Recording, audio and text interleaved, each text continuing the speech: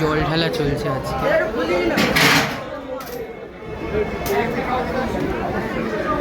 জয়